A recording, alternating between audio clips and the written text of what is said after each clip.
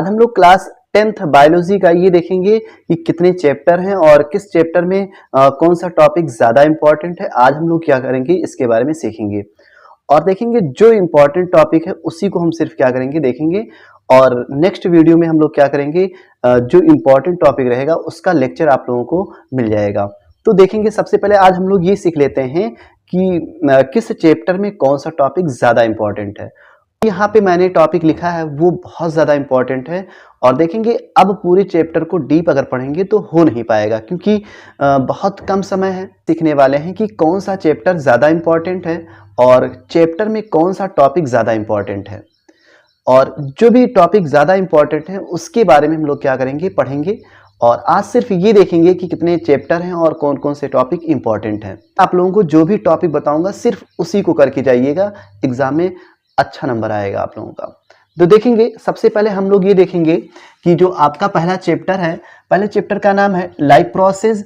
फिर उसके बाद में क्या नाम है आपका कंट्रोल एंड कोऑर्डिनेशन। फिर उसके बाद में एक अगला चैप्टर है हाउ डू ऑर्गेनिज्म रिप्रोड्यूस, यानी जनन वाले चैप्टर से। फिर उसके बाद में हेरिडिटी यानी आनुवंशिकता वाले चैप्टर से। फिर उसके बाद में इन्वायरमेंट पर्यावरण से।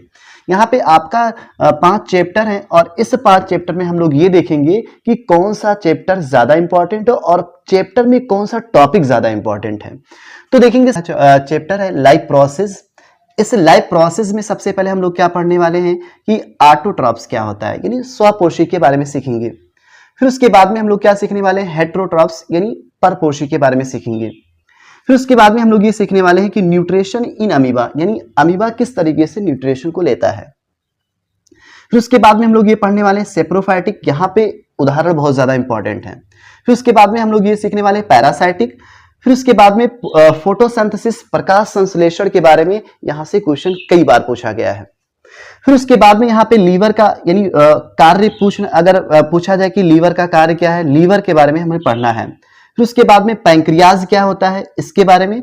फिर ब्लड सर्कुलेशन या फिर हिंदी में बोलते हैं परिसंचरण तंत्र। तो ब्लड सर्कुलेशन या परिसंचरण तंत्र क्या होता है इसके बारे में हम लोग सीखेंगे। फिर यहाँ पे देखेंगे एक टॉपिक ये लिखा हुआ है कि मेटाबॉलिज्म क्या है, और फिर उसके बाद में प्लाज्मा के बारे में। फिर उसके बाद में हम लोग ये सीखने वाले हैं अमोनोटैलिक क्या होता है, यूरिकोटैलिक क्या होता है, यूरियोटैलिक क्या होता है, और फिर उसके बाद में प्लेटलेट्स के बारे में सीखेंगे। ये इंपॉर्टेंट रहेगा, सभी इंपॉर्टेंट है लेकिन ये ज्यादा इंपॉर्टेंट है। फिर उसके बाद में हम लोग ये पढ़ने वाले हैं कि प्लांट किस तरीके से अपनी बॉडी से खराब मटेरियल को बाहर निकालता है, इसके बारे में हम लोग सीखेंगे। फिर उसके बाद में हम लोग ये सीखने वाले हैं नेफ्रॉन का स्ट्रक्चर सीखेंगे। फिर ये चैप्टर फिनिश हो जाएगा। यहाँ पे इस चैप्टर में लाइफ प्रोसेस थोड़ा बड़ा चैप्टर है तो इसमें कई सारे टॉपिक मैंने लिख दिया और ये जो भी टॉपिक मैंने लिखा सब इंपॉर्टेंट है। फिर यहाँ पे देखेंगे दूसरा चैप्टर आ जाता है control and coordination. Control and coordination छोटा चैप्टर है तो इसमें 3 टॉपिक पढ़ लेंगे। एक तो हम लोग क्या करेंगे, इंपॉर्टेंट ये रहेगा मास्टर ग्लैंड क्या होता है। फिर उसके बाद में नेफ्रॉन का स्ट्रक्चर पढ़ेंगे।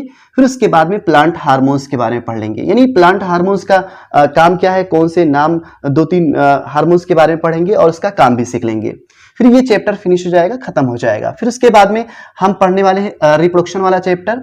रिप्रोडक्शन वाला चैप्टर में सबसे पहले हम लोग ये पढ़ेंगे कि रिप्रोडक्शन की परिभाषा क्या है। फिर उसके बाद में सेक्सुअल रिप्रोडक्शन और असेक्सुअल रिप्रोडक्शन में अंतर क्या है ये सीख लेंगे। फिर उसके बाद में हम लोग एक टॉपिक ये आएगा कि बडिंग क्या है, और बडिंग ऑब्जेक्टिव में भी इंपॉर्टेंट है और यहाँ पे लॉन्ग में भी। फिर उसके बाद में बाइनरी फिजन, ऐसे पूछ लिया जाता है कि बडिंग किस ऑर्गेनिजम्स के अंदर होता है, तो आपको पता होना चाहिए हाइड्रा के अंदर होता है। बडिंग कितने तरीके से होता है, एक्सटर्नल और इंटरनल भी होता है, तो इसके बारे में हम लोग पढ़ेंगे। फिर उसके बाद में स्प्रूलेशन क्या होता है इसके बारे में पढ़ेंगे। फिर उसके बाद में सकर क्या है और ट्यूबर क्या है, स्टोलन क्या है, रनर क्या है और ऑफसेट क्या है, इस सब के बारे में हम लोग क्या करेंगे सीखेंगे। यहां से एग्जाम्पल बहुत जरूरी है याद करना। फिर उसके बाद में हम लोग ये सीखने वाले हैं कि पॉलिनेशन क्या है और टाइप्स ऑफ पॉलिनेशन क्या है, इसके बारे में सीखेंगे। फिर उसके बाद में हम फ्लावर्स का स्ट्रक्चर सीखेंगे कि फ्लावर का स्ट्रक्चर कैसे बनता है, anther, filament, stigma, style, ovary, sepal, petal, इस सब के बारे में हम लोग क्या करेंगे सीखेंगे। फिर उसके बाद में यहाँ पे लिखा है पोलन स्ट्रक्चर क्या है, ये सीख लेंगे कि पोलन का स्ट्रक्चर कैसा है, ये बनाने के लिए आ जाता है स्ट्रक्चर, संरचना बनाने के लिए। और फिर उसके बाद में परिवार नियोजन क्या है, और फिर उसके बाद में इस चैप्टर में लास्ट टॉपिक पढ़ लेंगे फॉर्मेशन ऑफ फीमेल गैमेट, यानी फीमेल गैमेट का कैसे फॉर्मेशन होता है और कितनी बार मियोसिस होता है, कितनी बार माइटोसिस होता है, इस सब के बारे में पढ़ लेंगे। फिर ये टॉपिक क्या हो जाएगा, ये चैप्टर जो हो फिर ये जो चैप्टर है आपका समाप्त हो जाएगा। फिर उसके बाद में हम लोग जेनेटिक्स वाले चैप्टर में आएंगे और जेनेटिक्स वाले चैप्टर में क्या करेंगे, ज्यादा टॉपिक नहीं पढ़ेंगे। फिर यहाँ पे देखेंगे हम लोग जेनेटिक्स वाले चैप्टर पे आएंगे और जेनेटिक्स वाले चैप्टर में ज्यादा टॉपिक हमें नहीं पढ़ना है। जैसे मेंडल के बारे में पढ़ लेंगे कि मेंडल कहाँ के रहने वाले थे, कब पैदा हुए, ये सब। फिर उसके बाद में हम लोग क्या करेंगे, जीन के बारे में पढ़ लेंगे। फिर उसके बाद में हमें क्या है, क्रोमोसोम के बारे में सीख लेंगे। फिर उसके बाद में हमें क्या करेंगे, मोनो हाइब्रिड क्रॉस क्या है, फिर एक डाई हाइब्रिड क्रॉस होता है, तो मोनो हाइब्रिड क्रॉस इंपॉर्टेंट है। उसके बाद में एक्सेप्शन, मेंडल का एक्सेप्शन क्या है, इसके बारे में पढ़ेंगे। फिर डिजीज के बारे में, दो डिजीज के बारे में पढ़ लेंगे, कलर ब्लाइंडनेस क्या है और फिर हीमोफीलिया क्या है, इसके बारे में सीखेंगे। हीमोफीलिया और कलर ब्लाइंडनेस ये दोनों इंपॉर्टेंट रहेंगे। फिर उसके बाद में यहाँ पे देखेंगे लास्ट टॉपिक क्या रहेगा, टेस्ट क्रॉस और बैक क्रॉस क्या है, ये इंपॉर्टेंट रहेंगे।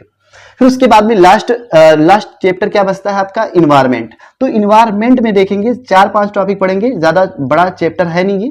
तो सबसे पहले हम देख लेंगे पारिस्थितिकी पिरामिड क्या है, फिर अम्लीय वर्षा क्या है, ओजोन परत क्या है, फिर जैव निम्नीकरण क्या है, ये इंपॉर्टेंट है और ये इंपॉर्टेंट है और ये इंपॉर्टेंट है, ज्यादातर यही इंपॉर्टेंट है। तो सबसे पहले हम क्या करेंगे, अम्लीय वर्षा को देख लेंगे, ज्यादा अम्लीय वर्षा इंपॉर्टेंट, सबसे ज्यादा इंपॉर्टेंट अम्लीय वर्षा है। फिर उसके बाद में ओजोन परत है, फिर उसके बाद में क्या करेंगे, जैव निम्नीकरण है। तो ये 3 टॉपिक इंपॉर्टेंट है, बहुत ज्यादा इंपॉर्टेंट, इसको पढ़ लीजिएगा। तो यहाँ पे देखेंगे जितने सारे टॉपिक्स मैंने लिखा है यहाँ पे, ये सिर्फ इंपॉर्टेंट ही लिखा है। तो इसको क्या करेंगे, आप लोग एक बार देख लेंगे। फिर उसके बाद में हम लोग क्या करेंगे, जो इंपॉर्टेंट टॉपिक रहेगा उसको हम क्या करेंगे, आप लोगों को पढ़ा देंगे और सिर्फ उसी को पढ़ लीजिएगा। एग्जाम में बहुत फायदा होगा आप लोगों का।